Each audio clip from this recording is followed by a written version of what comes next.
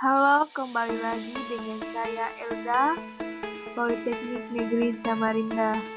Dari jurusan Akuntansi, Program Studi Akuntansi Manajerial, kelas 1 BAM. Baiklah, kita akan membahas topik 5 tentang pengaruh lingkungan terhadap perusahaan. Simaklah penjelasan berikut. Pengaruh lingkungan terhadap perusahaan. Lingkungan perusahaan didefinisikan sebagai keseluruhan dari faktor-faktor ekstern yang mempengaruhi organisasi dan kegiatan perusahaan.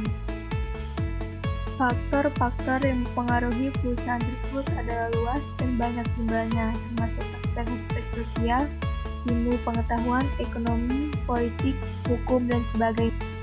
Sifat-sifat perusahaan seperti struktur, organisasi dan tingkah lakunya dapat diketahui dengan melihat keadaan lingkungan. Jadi, dalam artian yang luas, lingkungan ini dibagi menjadi dua bagian, yaitu lingkungan umum dan lingkungan khusus. Baik, kita akan menjelaskan satu persatu.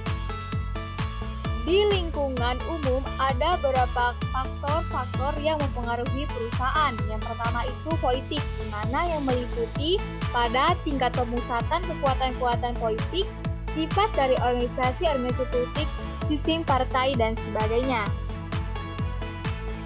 Kedua, hukum. Ini meliputi pertimbangan-pertimbangan hukum, sifat daripada sistem hukum, aturan-aturan khusus mengenai pembentukan dan pengawasan terhadap organisasi.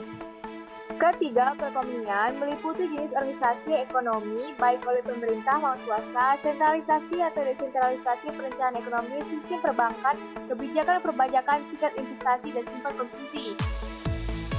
Keempat, kebudayaan. Ini meliputi latar belakang sejarah dari suatu masyarakat, ideologinya, nilai dan norma-norma masyarakat, pandangan terhadap pola kepemimpinan, dan hubungan internasional. Kelima, pendidikan. Ini meliputi tingkat buta huruf dari suatu masyarakat, tingkat spesialisasi dalam sistem pendidikannya, dan tingkat keahlian khusus dari masyarakat tersebut. Keenam, sosiologi. Ini meliputi struktur golongan yang ada di dalam masyarakat, sifat dan perkembangan lembaga-lembaga sosial, serta peranan sosial yang terdapat di dalamnya. 7. Demografi. Ini meliputi sumber tenaga kerja yang tersedia dalam masyarakat, jumlahnya, penyebarannya, tingkat umurnya, dan jenis kelamin. Selain itu menyangkut pula masalah urbanisasi yang merupakan salah satu sifat dari masyarakat industri. 8. Teknologi. Ini meliputi tingkat perkembangan ilmu pengetahuan dan teknologi dalam bidang manufaktur, peralatan, dan fasilitas yang lain. Terakhir, sumber alam meliputi sifat banyaknya tersedianya sumber-sumber alam tersebut, termasuk pula iklim dan sebagainya. Di sini, faktor-faktor lingkungan yang mempengaruhi perusahaan secara langsung yang berasal dari lingkungan khusus, yaitu kekuatan-kekuatan penting yang lebih khusus dalam pengambilan keputusan dan proses transformasi dalam perusahaan. Jadi, faktor-faktor lingkungan khusus yang mempengaruhi perusahaan pada pokoknya ada 5, yaitu yang pertama, penyedia supplier, meliputi penyedia bahan mentah, penyedia alat-alat, dan penyedia tenaga kerja, atau penyedia faktor-faktor produksi yang selalu dibutuhkan oleh perusahaan. Faktor yang kedua, langganan, yaitu semua pembeli, baik membeli untuk dijual lagi maupun membeli untuk digunakan bagi keperluan sendiri. Ketiga, pesaing, meliputi perusahaan sejenis, perusahaan yang menghasilkan barang semacam, perusahaan yang membuat barang-barang pengganti atau barang substitusi, dan perusahaan-perusahaan lain yang sama-sama menghendaki uang pembeli.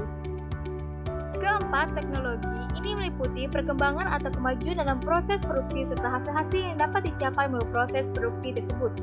Yang kelima, yang terakhir, sosiopolitik, meliputi peraturan pemerintah tentang pengawasan terhadap industri, sikap masyarakat terhadap industri dan hasil produksinya, serta hubungan dengan perkumpulan-perkumpulan dagang seperti Kadin, Kamar Dagang dan Industri. Terdapat pembagian faktor-faktor lingkungan yang didasarkan pada batas-batas geografis. Faktor lingkungan pokok yang ada dibagi menjadi dua bagian, yaitu lingkungan nasional yang pengaruh lingkungannya secara langsung, sedangkan lingkungan internasional pengaruhnya tidak langsung terhadap perusahaan. Selanjutnya, perhatian pemerintah terhadap kegiatan usaha. Yang pertama, bantuan di bidang transportasi, di mana peran pemerintah dalam sektor pengangkutan seperti kereta api, KAI, pesawat Garuda Indonesia, Laut Pelni, Angkatan Darat, dan Marine. Kedua, bantuan pada perusahaan-perusahaan kecil. Bantuan kepada perusahaan kecil dapat digolongkan ke dalam 3 golongan, yaitu yang pertama, bantuan finansial, kedua, bantuan pemberian kontrak, serta ketiga, bantuan teknik manajemen. Ketiga, bantuan di bidang komunikasi, di mana meliputi kegiatan siar radio, televisi, telepon, dan sebagainya, di mana juga didukung dari pengembangan ruang angkasa seperti penggunaan satelit. Ini pembahasan topik 5, sekian dari saya dan terima kasih.